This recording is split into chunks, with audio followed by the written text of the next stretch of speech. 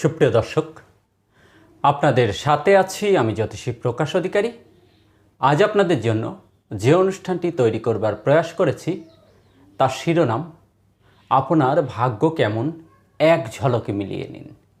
সুপ্রিয় দর্শক, অনুষ্ঠানটি না টেনে পুরোপুরি জানতে পুরো ভিডিওটি দেখুন এবং পরিপূর্ণ ধারণা অর্জন করুন। সেই সাথে যারা আমার চ্যানেলটিতে নতুন, এখনও সাবস্ক্রাইব করেননি, তারা অনুগ্রহপূর্বক চ্যানেলটি সাবস্ক্রাইব করুন এবং পাশে রাখার বেলটি প্রেস করে অল সিলেক্ট করে পরের ভিডিওর নোটিফিকেশন পেতে আমার সাথেই থাকুন। আজ যারা ফেসবুক প্রোফাইল থেকে ভিডিওটি দেখছেন তাদেরকে অসংখ্য অসংখ্য অসংখ্য ধন্যবাদ। প্রোফাইলটিতে একটি ফলো দিয়ে, ভিডিওতে একটি লাইক দিয়ে আমাকে উৎসাহিত করুন জ্যোতিষশাস্ত্রের নিগূঢ়তম রহস্যগুলো, গোপনতম বিষয়গুলো আপনাদের সামনে উন্মোচিত করবার জন্য বা তুলে ধরবার জন্য। সুপ্রিয় দর্শক, কথা দীর্ঘায়িত না করে চলুন আমরা ফিরে যাই আমাদের মূল আলোচনায়। আমাদের আজকের আলোচনার শিরোনাম আপনার ভাগ্য কেমন, এক ঝলকে মিলিয়ে নিন।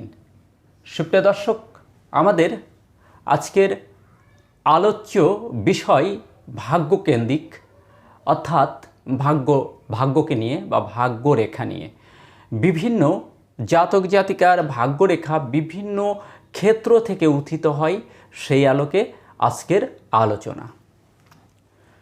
যদি কারো ভাগ্যরেখা এইভাবে সোজা মণিবদ্ধ থেকে উত্থিত হয়ে একদম সোজা শনির ক্ষেত্রে অর্থাৎ মধ্যমাঙ্গুলের নিচে পৌঁছে যায়, তাহলে সেই জাতক জাতিকা একটু কম বয়স থেকেই কর্মপ্রাপ্তি হয় এবং এই জাতক জাতিকা কর্মজীবনের শুরু থেকে শেষ পর্যন্ত একই ধারে ভাগ্যের সহযোগিতা পেয়ে জীবনে মান উন্নয়নের জন্য আয় করতে পারে। সুপ্রিয় দর্শক, ভাগ্যরেখাটি মূলত ভাগ্যের সাপোর্ট হিসেবে কাজ করে।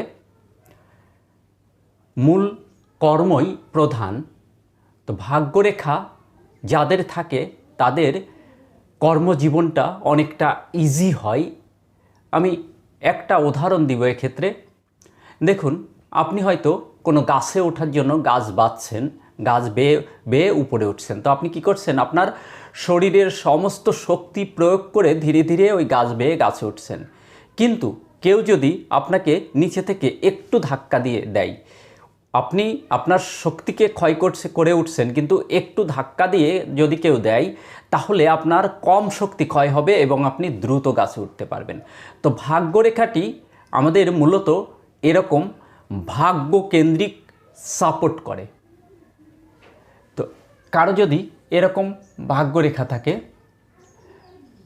তাহলে সে কর্মজীবনের শুরু থেকে শেষ বয়স পর্যন্ত একই ধারে কর্ম করতে পারে এবং আয় করতে পারে।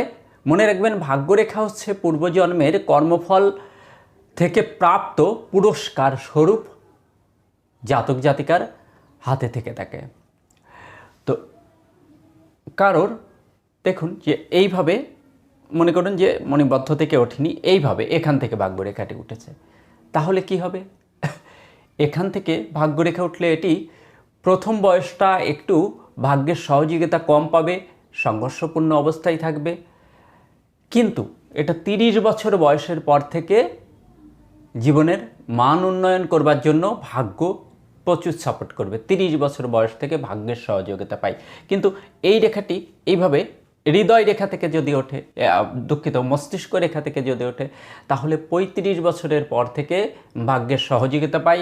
আবার এই রেখাটি যদি, এই ভাগ্যরেখা যদি এইভাবে হৃদয় রেখা থেকে উত্থিত হয়, তাহলে প্রথম লাইফটা বেশ সংঘর্ষপূর্ণ এবং অর্থনৈতিক সমৃদ্ধি আনতে অনেক কষ্ট করতে হয়, ভাগ্যের সহযোগিতা পায় না। কিন্তু এই 50 বছর বয়সে পদার্পণ করবার সঙ্গে সঙ্গে জাতকের জীবনে প্রচুর প্রচুর সফলতা এসে থাকে।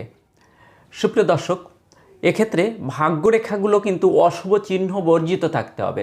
অর্থাৎ ভাগ্যরেখা এইভাবে ভাঙতে ভাঙতে ছিটতে ওঠা চলবে না, কিংবা ভাগ্যরেখা এইভাবে আঁকা বাঁকা ঢেউ খেলানো চলবে না, কিংবা ভাগ্যরেখায় এইভাবে ক্রস সাইন কিংবা তিল চিহ্ন, এগুলো কিন্তু অশুভ ফল দেয়। অর্থাৎ যে যে বয়সে এই অশুভ চিহ্নগুলো রয়েছে সেই বয়সে কিন্তু ভাগ্য পতনকে নির্দেশ করে। তো যদি কারো ভাগ্যরেখাটি মনে করুন একটি ভাগ্যরেখা এইভাবে এসে মস্তিষ্ক রেখায় থেমে গেছে, তাহলে কি হয়? 35 বছর বয়সের আগ পর্যন্ত জাতক প্রচুর উন্নয়ন করতে পারে, ভাগ্যের সাপোর্ট পায়। কিন্তু 35 বছর বয়সের পর ভাগ্যের সাপোর্ট আর সে তেমন পায় না, তখন তাকে শুধু কর্মের সহযোগিতায় জীবনের মান উন্নয়ন করতে হয়। কিন্তু এই ভাগ্যরেখা শেষ হয়েছে, এর আগে আরেকটু আগে থেকে আরেকটি ভাগ্যরেখা অতীত হয়েছে, তাহলে কি হবে? প্রথম এই ভাগ্যরেখাটি 35 বছর বয়সের পর থেকে দ্বিতীয় ভাগ্যরেখাটি অ্যাক্টিভ হয় এবং এই দ্বিতীয় ভাগ্যরেখাটি আরও জোরালো ভাগ্য সহযোগিতা বা ভাগ্যের সাপোর্ট হিসেবে বিবেচিত হয় এবং 35 বছর পর আরও জোরালো অবস্থান তাদের ভাগ্য উন্নয়ন করতে পারে।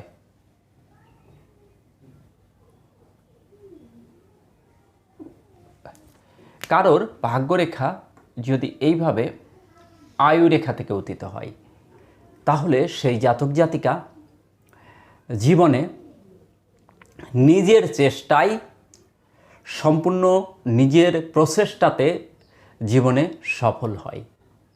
এরা অন্যের সহযোগিতা জীবনে কম পায়, কিন্তু নিজের চেষ্টা নিজের প্রচেষ্টায় জীবনের মান উন্নয়ন করতে সব পারে এবং সফলতা বয়ে আনতে পারে। অনেকের এইভাবে চন্দ্রক্ষেত্র থেকে ভাগ্যরেখা অতীত হয়। চন্দ্রক্ষেত্র থেকে যাদের ভাগ্যরেখা অতীত হয়, এরা অনেকটাই ভাগ্যের ক্রিয়ানর হয়ে থাকে। এরা অন্যের সহযোগিতা জীবনে প্রচুর পায়, জনসমর্থন, জনজোয়ার, অন্যের হেল্প এরা অনেকটা পায়।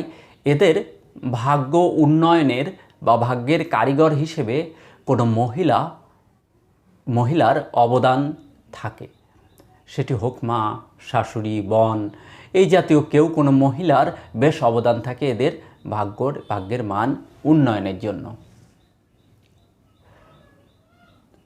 ভাগ্যরেখাটি যদি এরকম মিডিল পজিশন থেকে সুন্দরভাবে উত্থিত হয়ে শনির ক্ষেত্রে পৌঁছে যায় কোনো অশুভ চিহ্ন বর্জিত, অর্থাৎ এই ধরনের একটু উপর থেকে উত্থিত ভাগ্যরেখা, একটু মণিবদ্ধ না, একটু উপর থেকে উত্থিত ভাগ্যরেখা অশুভ চিহ্ন বর্জিত হয়ে যদি উত্থিত হয়, তাহলে সেই জাতক জাতিকার ভাগ্য অত্যন্ত প্রসন্ন হয়।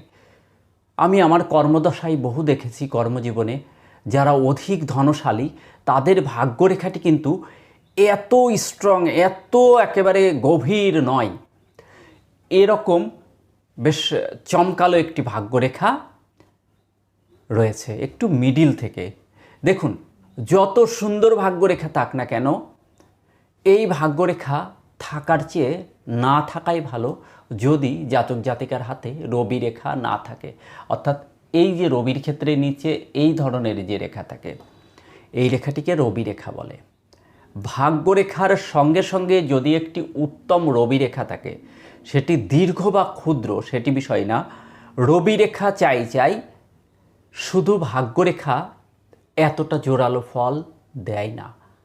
রবি রেখার অর্থাৎ রবির সাপোর্ট যদি থাকে সঙ্গে ভাগ্যের সাপোর্ট, তাহলে সেই জাতক কর্ম দিয়ে জগৎ জয় করতে পারে। তাই তো ভাগ্যরেখার সঙ্গে সঙ্গে একটি উত্তম রবি রেখার গুরুত্ব অপরিসীম হিসেবে বিবেচিত হয় জ্যোতিষশাস্ত্রে। সুপ্রিয় দর্শক।